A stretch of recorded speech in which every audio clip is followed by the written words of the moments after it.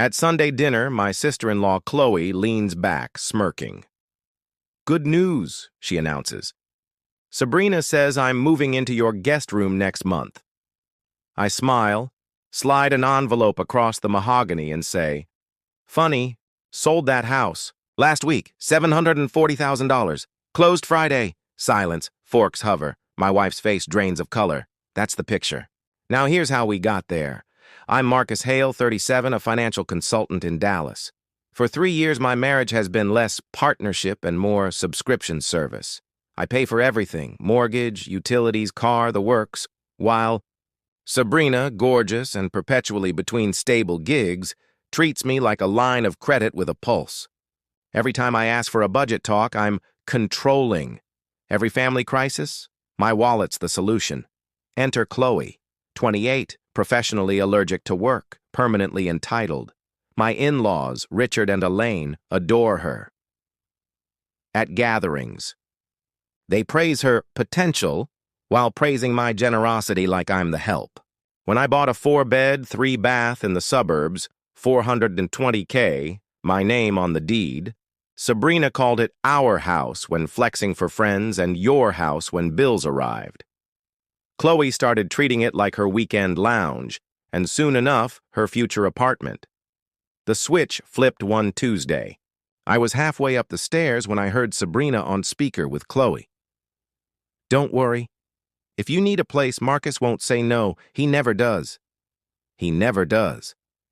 That night I stared at the ceiling and realized I wasn't a husband to them. I was infrastructure. At work, a colleague, Emily, listened and said, "You're pouring water into a bucket with holes. You'll drown if you don't stop." That sentence stuck, so I got quiet and strategic. First, my old friend Alan, now a real estate shark, pulled comps. "You could get 700 easy," he said. Fast. Second, Attorney Rivera walked me through Texas property law. House bought in my name. With my funds, separate property. We drafted divorce papers and tightened my finances. I moved assets. I smiled more at dinner. I nodded at Chloe moving in. I said nothing. A week later, the house was under contract for $740K. Closing set. Divorce papers printed. All I needed was timing. Back to that Sunday dinner. Chloe beams. "I won't have to deal with landlords. That guest room is perfect." I slide the closing docs across the table. "About that." Elaine gasps.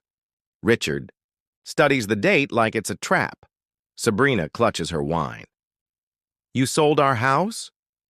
"Technically, my house," I say. "Deed, down payment, mortgage, all me." Chloe squeaks. "Where am I supposed to live?" "Like an adult?" "Somewhere." "You pay for." Sabrina starts to tremble. "You did this to me?" "No," I say, opening a second envelope, placing it in front of her. "These are divorce papers, filed Tuesday." The room detonates. Elaine performs fainting light. Richard blusters about family and legal action. Sabrina flips pages and realizes how little she's legally owed after contributing $0 to the home or bills. Rivera's paperwork is airtight. I stand, collect my briefcase, and leave them to their chorus of outrage. Monday, 17 missed. Calls before coffee. Sabrina cycles through denial, anger, bargaining, despair, and inventive profanity in 12 voicemails. Chloe leaves 3, rage, revisionism, then a wild pitch to move in with me wherever. Richard leaves 2 about reasonable adults. I return none. Tuesday.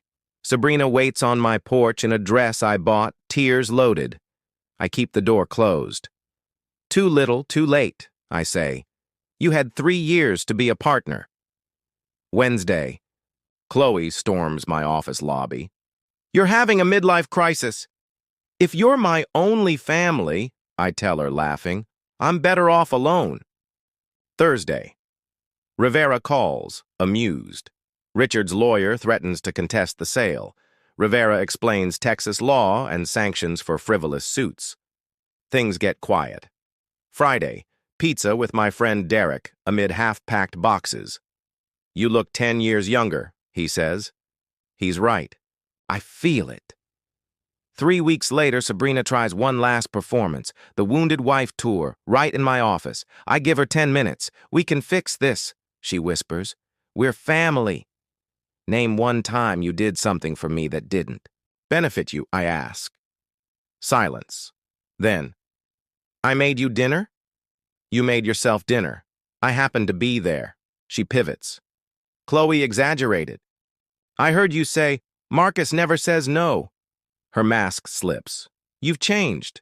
Correct, I say, opening the door. I stopped being a doormat. She leaves with a threat. You'll regret this. I smile. My only regret is waiting so long. The divorce finalizes quietly. 10 minutes before a no-nonsense judge. The 740K sits in a diversified portfolio Rivera helped set up.